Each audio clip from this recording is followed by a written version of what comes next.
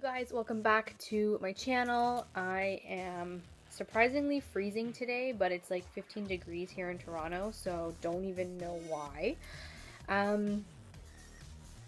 What are we doing? Oh, we're doing a product review. So this is going to be a product review on this dry shampoo here. It is by Renpure Sea Minerals Dry Shampoo. Easy, breezy, clean, removes oil, dirt, and it's a matte finish. Clean look and feel. There's zero sulfates, parabens, dyes, gluten, phthalates, and propylene glycol. So I picked this up at TJ Maxx for $8.99. This is an 8-ounce bottle. I honestly, like, I don't love it, but I don't hate it. Does that make any sense? The spray bottle is totally fine. Spray bottle's totally fine. I'm actually like down to here now. I have like very little product left. I use this, you know, quite a bit. I like to use dry shampoo in between washes because I don't wash my hair every day. As gross as that may sound to you guys, I'm being totally honest. I just can't wash my hair every day. It's just something that my scalp cannot handle. So when I go to the gym and, you know, because of sweating and all that, I will throw in a dry shampoo, and this is the one I've been using. It's kind of mediocre, I have to say. Is it better than Batiste? No. Is it worse than Batiste? No. Does it leave a white cast? Yes. If you sit there in one spot and continue to spray in one spot, you're going to notice a white cast. The scent is totally fine. I like the scent. It kind of reminds me of fresh, clean hair. So if you like push this through your hair, you're going to get a fresh, clean scent, and that's what I like about it. It's a mediocre product, I personally think. Now, some people love this and some people might not, but for me, I just find that when I put in a dry shampoo in my hair, I want it to feel like it's soaking up the oil, and this doesn't really feel like it's soaking up the oil. It feels like I've just added additional product in there, and it made my hair smell good, and it gave me a little bit of like volume, but it doesn't exactly soak up the oils how I want it to. Does that make any sense? Maybe I'm just thinking out loud, and in my brain I make sense, but this is not one that I would say go and spend $8.99 on at TJ Maxx. Just not. Definitely not. Now I do have from the same line I have another one. I think it's like the coconut version.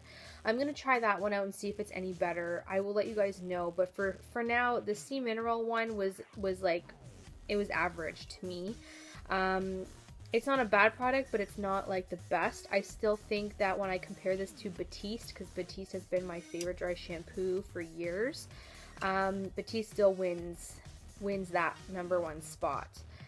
This is something that is, you know, you get a lot of product for. I mean, I don't think the Batiste ones have like a lot of product in them.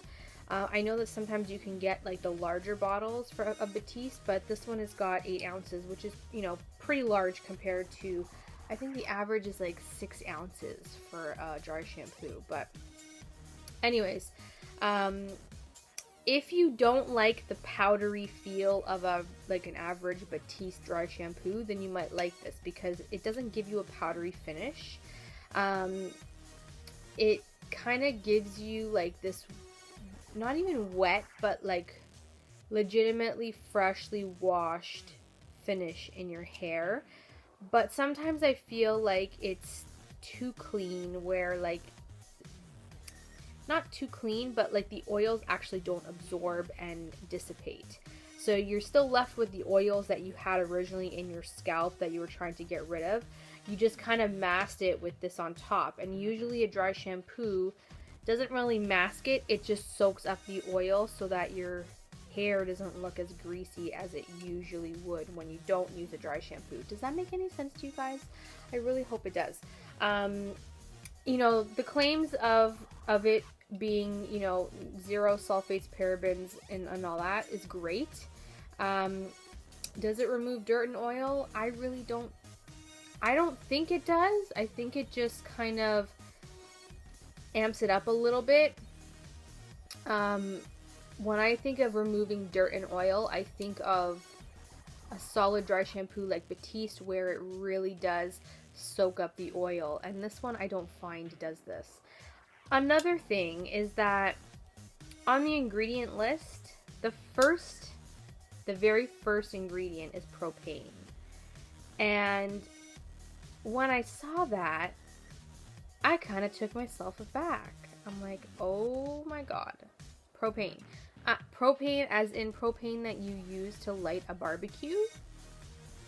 Ooh. Now, I know hairsprays and all that kind of stuff when it comes to products are flammable, and probably because it does have some sort of propane in it.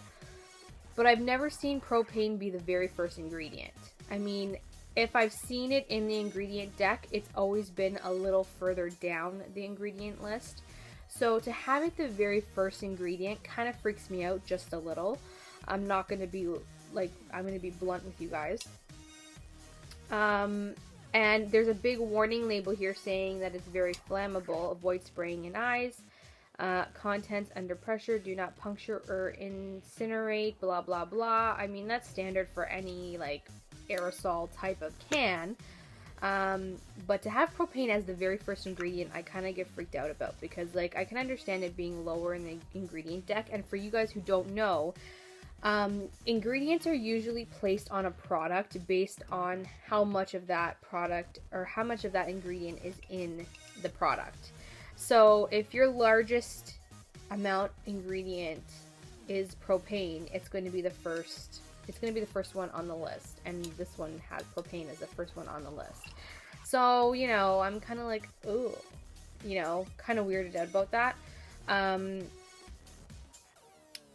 No, I'm not against having the propane in the actual product, because I'm sure my other dry shampoos that are aerosol have propane in it.